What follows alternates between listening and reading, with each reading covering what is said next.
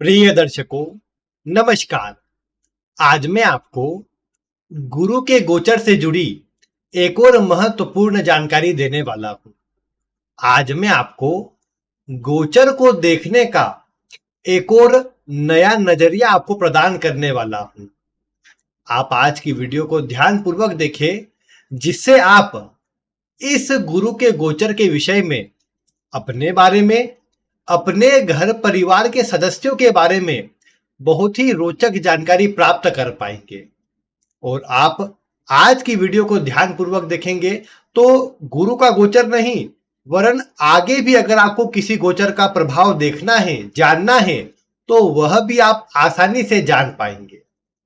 इसके लिए कोशिश ये अवश्य कीजिएगा कि आप अपनी लग्न कुंडली के आधार पर इस गुरु के गोचर को देखिए।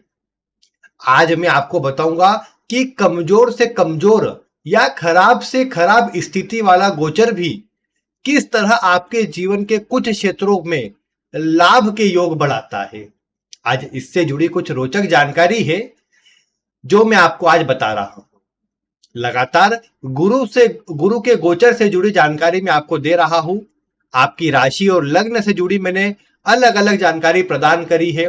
कुछ भाव जो एक्टिव होने वाले हैं उनकी जानकारी दी है, किनके विवाह के योग बन रहे हैं उसकी जानकारी भी दी है।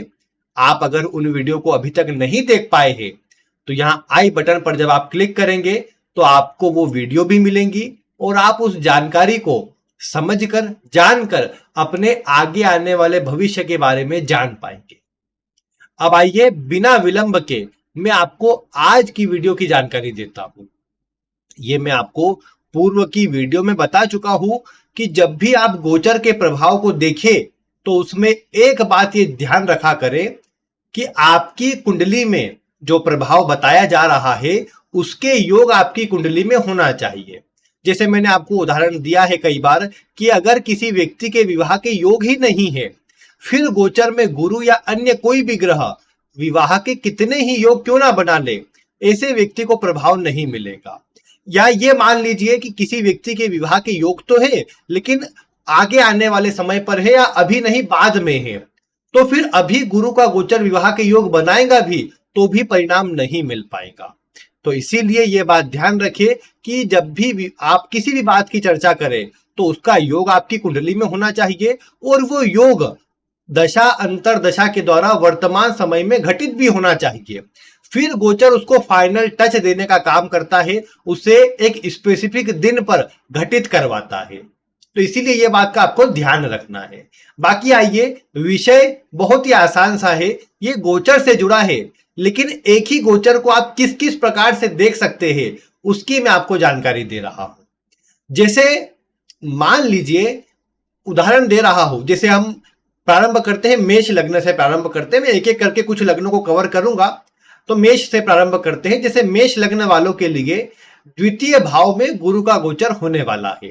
अब मेष लग्न वालों के लिए जो मैंने बताया कि कुटुंब में वृद्धि होगी, धन में वृद्धि होगी, और जो भी द्वितीय भाव से जुड़ी जानकारी मैंने दी आपको वीडियो में, इसके अलावा क्या प्रभाव आता है उसे थोड़ा समझिए। ये जो कुंडली का दूसरा भाव है, ये आपके जो कुंडली का चतुर्थ भाव, जो माता का भाव होता है, उस भाव से लाभ भाव में आता है। जो चतुर्थ भाव है उससे जब आप गिनती करेंगे तो जन्म कुंडली का दूसरा भाव 11वें नंबर पर आता है, जिससे ये माता का लाभ बन जाता है या माता की इच्छा पूर्ति बन जाती है। तो यानी मेष लग्न वालों की माता को अगर कोई उनकी इच्छा थी जो पूरी नहीं हो पा रही थी, या वो कोई कार्य करते हैं उसमें लाभ, प्रमोशन, धन प्राप्ति होने वाली थी, तो वो इस समय पर अवश्य से होती नजर आएंगी, क्योंकि लाभ से दूसरे में रहेगा तो ये प्रभाव अवश्य से मिलेगा। इसके अलावा और भी इसे समझ सकते हैं। देखिए, जो कुंडली का दूसरा भाव है मेष लग्न के लिए, ये जन्म कुंडली के पंचम भाव, जो कि पंचम भाव किनका होता है, पंचम भाव संतान का होता है, तो संतान भाव से 10वां होता है।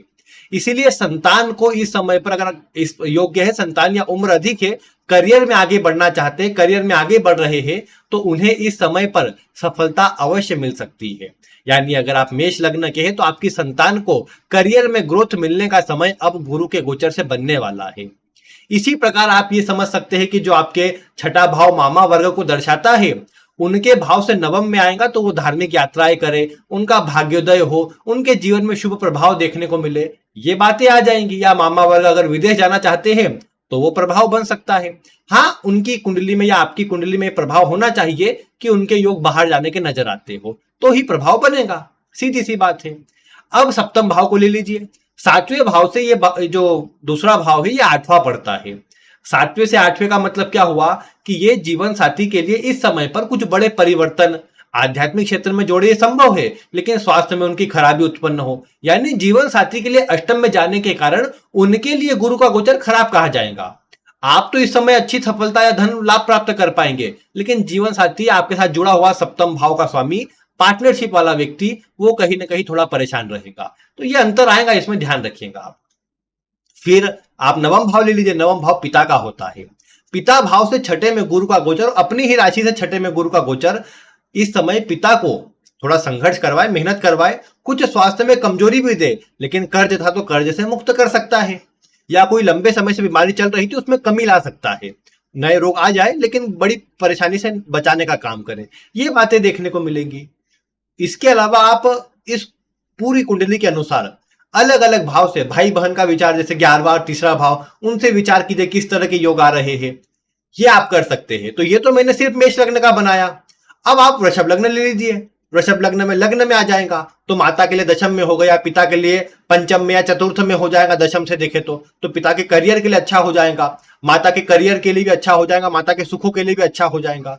तो इस प्रकार से आपको अपनी कुंडली के अनुसार जो गुरु का गोचर जिस भाव में हो रहा है उस भाव से अलग अलग स्थिति में देखना है। और गुरु से ये देखिए कि गुरु से आठवां भाव कौन सा आता है।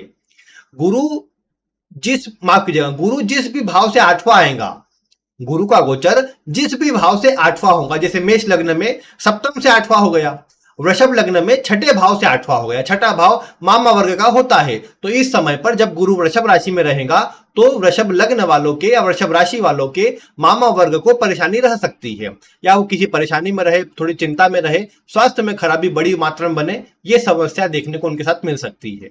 मिथुन लग्न में जो पंचम भाव है उससे आठवां हो जाएगा तो संतान के लिए चिंता, संतान के स्वास्थ्य में कमजोरी, संतान की शिक्षा में रुकावट, ऐसी कुछ बातें सामने आ सकती है। व्यक्ति की स्वयं की शिक्षा में रुकावट, ये भी सामने आ सकता है। तो यानी गुरु का गोचर जिस भी भाव से आठवां होगा वो तो खराब रहेगा। चलो 12वें में तो गुरु फिर भी थोड़ा सा खर्च ही बढ़ाते, इतना अधिक खराब नहीं रहता। चतुर्थ में भी ये है कि चिंता देते हैं लेकिन फिर भी लाभ कराते रहते हैं, धीरे धीरे काम चलाते रहते, तो इतना खराब नहीं होता अन्य भावों में। छठा भी खराब नहीं होता गुरु के हिसाब से, खराबी में केवल और केवल आठवां भाव आता है।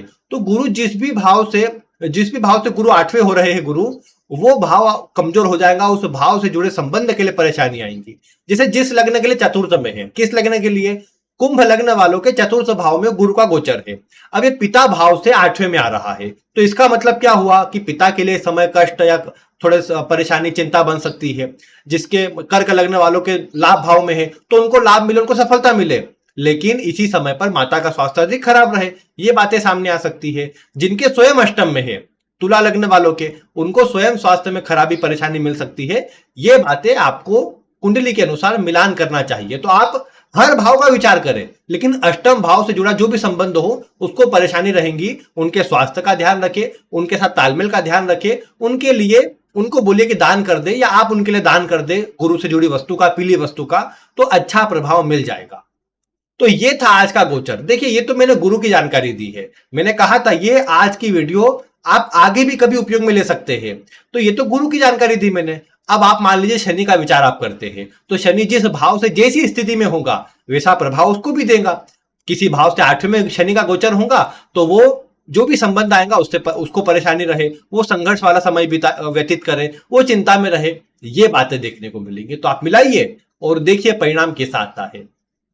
बाकी आज की वीडियो से जुड़ा कोई भी प्रश्न हो तो कमेंट कर सकते हैं। देखिए हर लग्न के लिए अलग अलग बताने जाता तो वीडियो भी लंबी होती और इतना मजा भी नहीं आपको आता। मैंने समझा दिया है आपको, मैंने किस प्रकार आपको प्रिडिक्शन करना है इससे, उसका एक टूल हाथ में दे दिया है। अब आपके हाथ में है, आप इसको कितना गहराई तक उपयोग में ले लेते हैं या फिर आप इतना ध्यान नहीं देते, वो आपके ऊपर है। बाकी आज की वीडियो में इतना ही। वीडियो देखने के लिए आपका बहुत बहुत धन्यवाद।